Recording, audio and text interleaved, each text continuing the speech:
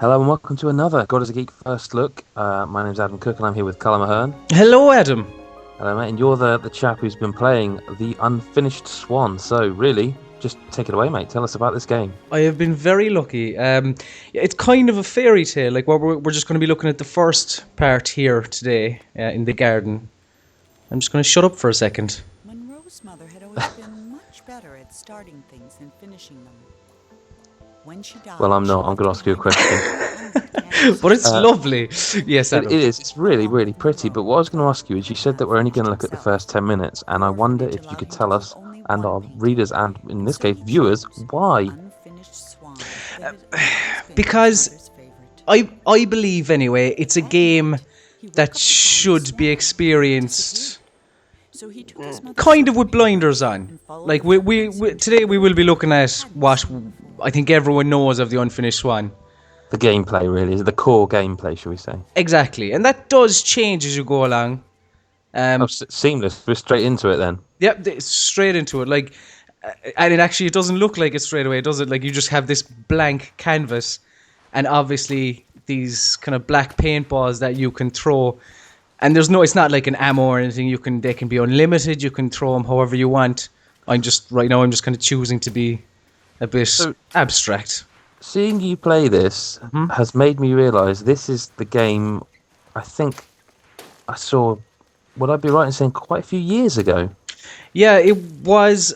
It was 2008. I think was when the initial idea came about, and I think it was kind of shown off in 2009. Like this has been in the works with a long, long time. I mean, what I'd say is this is the game I remember seeing sort of the kind of concept video around the same time that Super Meat Boy was being showed for the first time, wasn't it? Yeah. Like it's as I said, it is in the works with a long time, and because it was originally, as I just show you, that your balls are unlimited, Adam. Pardon the pun. Unlimited balls. But it originally started off as a kind of a gameplay idea, and a story was worked around that. Right. But Notice the gold feet there, by the way. Is that swan feet? That's the swan that basically Jesus Christ. And there's a frog. That's a frog. That's the idea of it. You're just chasing after this unfinished swan that your mother painted. There's a lot going on here. There's swan feet, there's ducks. I just saw a fish jump out of the water. Oh, is that a boat?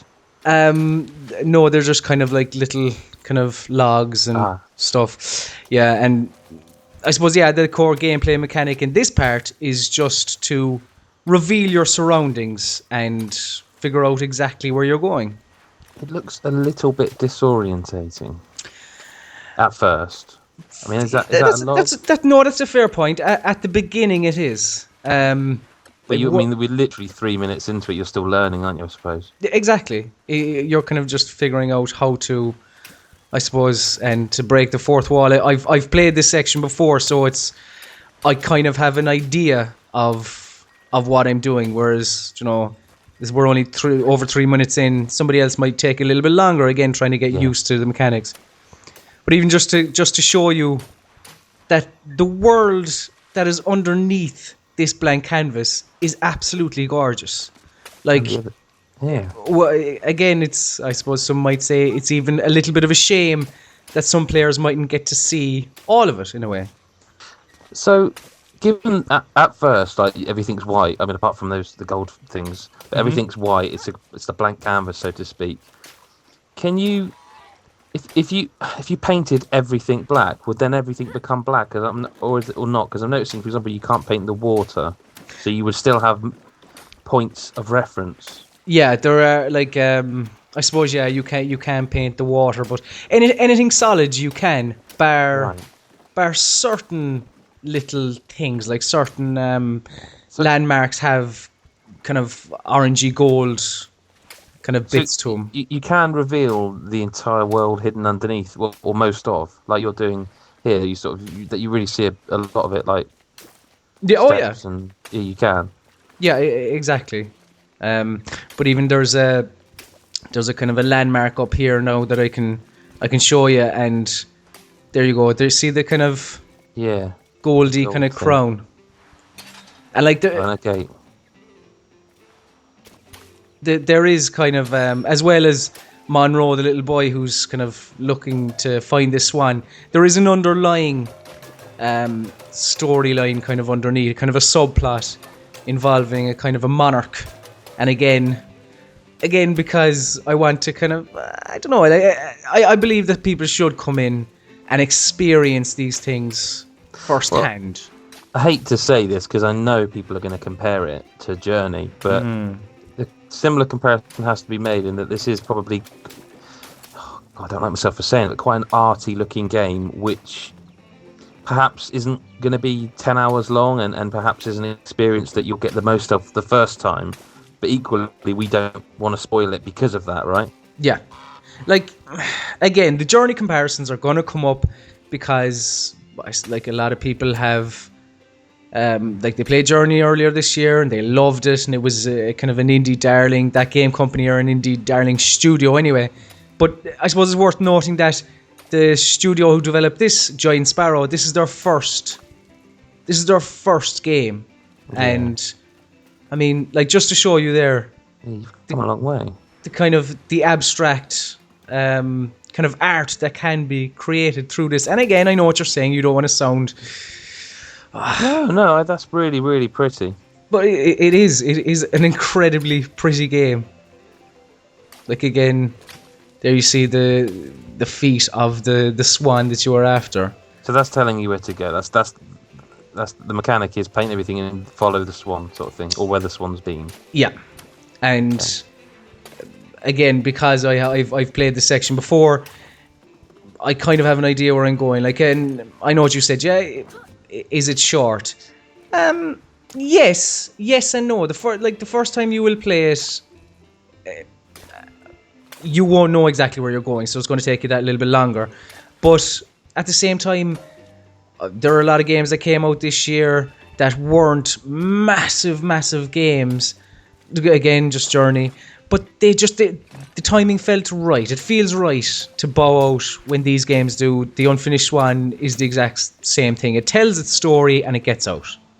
And you won't hear a complaint from me on that, because I've always said I prefer a short, focused experience to a 50-hour game which just shows bugs and it gets boring, and you end up with a big dip in the middle. I'm a fan of a sort of succinct experience that's told well. There's no low point, so to speak.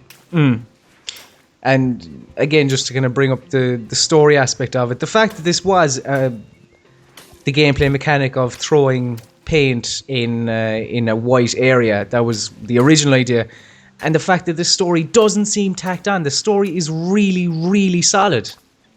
It is like a fairy tale. It's like kind of something that parents would read to their kids at night, type of thing.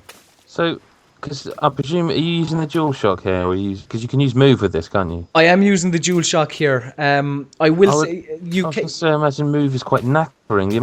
I presume you just fling your wand at the screen to throw. No, well, you use the trigger, the trigger button on the Move, and you point. Yeah. Ah, right. That's not so bad. Then I would imagine it'd be knackering otherwise. Yeah, if you were flinging your arm everywhere, probably. But the Move works decently, but there are certain kind of precise platforming elements where the DualShock is better. And to be honest, surprise, when you can choose to use a controller over motion control, the normal, regular DualShock is the preferred option. Understandable.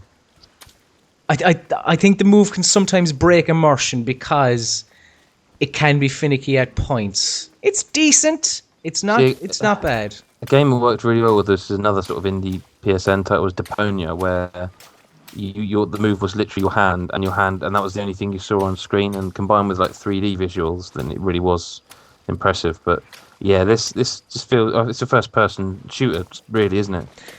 Yeah, exactly. And in a way, kind of, I like in my review, I compared it to Portal in the sense that that was kind of like a first-person shooter as well, but with a different take on it rather than just shooting baddies in the face. And like what I just hit there, there are these kind of story book pages scattered throughout that reveal the kind of subplot as well. settlers and soon Well, found himself I think it's probably best we leave it there because we've shown the game off. and just leave the viewer to have a look around. Yeah. So, with that in mind, stay tuned to godisgeek.com. You can read Column's full review of The Unfinished Swan, but also get the latest news, reviews, previews, videos, podcasts, and anything in the video game world that you want to know about. That's godisgeek.com, and thanks for watching. Cheers. I just want to splash about a bit more.